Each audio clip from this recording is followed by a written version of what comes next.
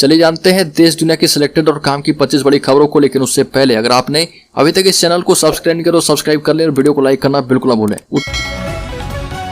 उत्तराखंड के जोशीमठ पुनर्वास के लिए 45 करोड़ की राहत पैकेज की घोषणा। उत्तराखंड सरकार ने जोशीमठ में परिवारों को 45 करोड़ रुपए के राहत पैकेज की घोषणा कर दी है। यह पैसा जहां घरों और सड़कों में बड़ी दरारें दिखाई आई है, उन्हें ठीक करने पर खर्च किया जाएगा।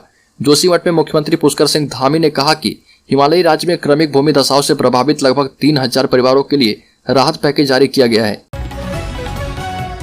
दिल्ली उच्च न्यायालय ने केंद्रीय सशस्त्र पुलिस बल सीएपीएफ के सभी कर्मियों के लिए पुरानी पेंशन योजना को लागू करने का आदेश दिया है और केंद्र सरकार को 8 सप्ताह के अंदर आवश्यक दिशा निर्देश जारी करने को कहा गया।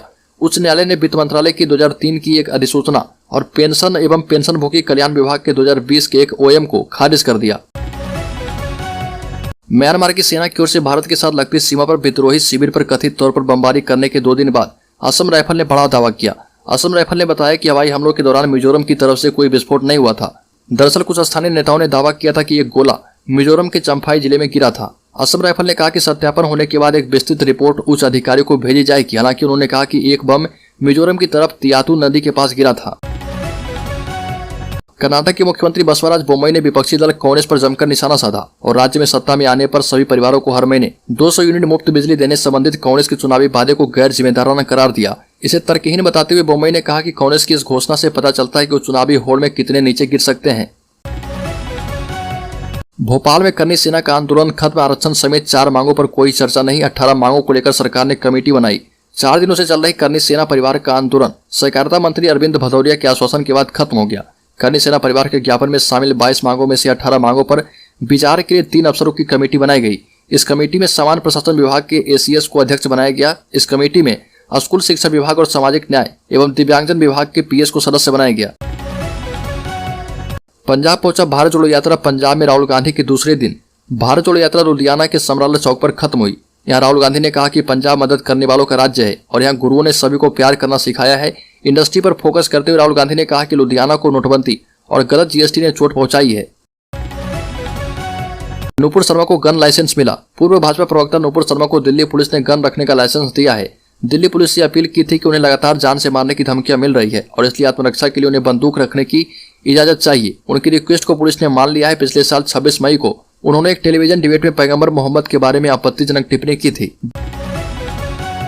बिहार के शिक्षा मंत्री प्रोफेसर चंद्रशेखर के बयान पर बिहार से लेकर पूरे देश में सियासी पारा चढ़ा है। दीक्षांत समारोह में शिक्षा मंत्री ने कहा था कि रामचरितमानस से नफरत फैलती है। अयोध्या के संत जगत गुरु परमहंस आचार्य ने उन्हें तत्काल पद से हटाने की मांग की है।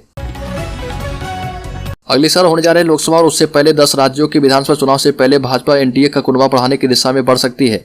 वैचारिक विरोध के बावजूद मोदी सरकार के विकास के एजेंडे पर राजी दलों को गठबंधन में लाने की सहमति पार्टी में बनी है। जिन राज्यों में पार्टी अभी मजबूत स्थिति में नहीं है वहां स्थानीय दलों से गठबंधन से परहेज नहीं होगा।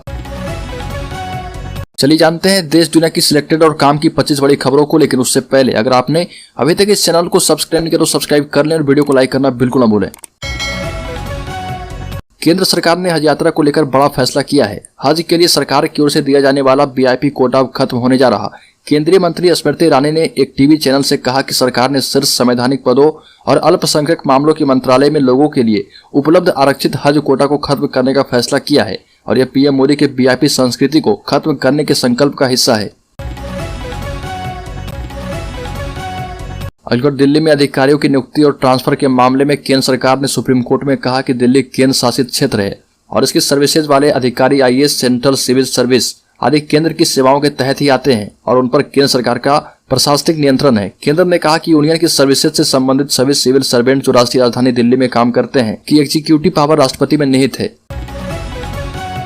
कर्नाटक हाईकोर्ट ने राज्य सरकार के द्वारा पिछड़े वर्ग को दिए गए आरक्षण पर रोक लगा दिया। एक पुरानी याचिका पर सुनवाई करते हुए हाईकोर्ट ने सरकार से पिछड़ा वर्ग के आरक्षण पर यथास्थिति बनाए रखने को कहा है। इसके बाद सरकार के पंचमसाली, लिंगायत और बोकालिगा समुदाय के आरक्षण बढ़ाने के फैसले पर भी रोक लग गई। मुख्य न्यायाधीश पीबी बराली की अध्यक्षता वाली खंडपीठ ने नई श्रेणियों पर रोक लगा दी और यथास्थिति का आदेश दिया है। और केंद्रीय परिवहन मंत्री नितिन गडकरी ने 2024 के आखिर तक सड़क दुर्घटनाओं में 50% कमी लाने का वादा किया है। नितिन गडकरी ने सड़क दुर्घटना को रोकने का रोडमैप तैयार कर उस पर गंभीरता से कार्य करने को कहा है। नितिन गडकरी ने कहा कि मुझे लोग दोष देते हैं कि सड़कों का जाल तो बिछा दिया लेकिन सड़क दुर्घटनाओं को भी बढ़ा दिया है। कर्नाटक पुलिस ने दक्षिण कन्नड़ जिले के बंटवाल कस्बे के पास परमंगलूर में एक हिंदू कार्यकर्ता की संदिग्ध मौत के मामले की जांच शुरू कर दी है। 38 वर्षीय राजेश पुजारी का शव नेत्रावती नदी से बरामद किया गया था। राजेश सक्रिय रूप से हिंदुत्व गतिविधियों में शामिल थे और उन्होंने प्रखंड गोरक्षा प्रमुख के रूप में भी काम किया था। दिल्ली की जगह बेंगलुरु में होगी परेड। मद्रास महार सहित 5 रेजिमेंट और मिलिट्री बैंड का दस्ता करेगा मार्च।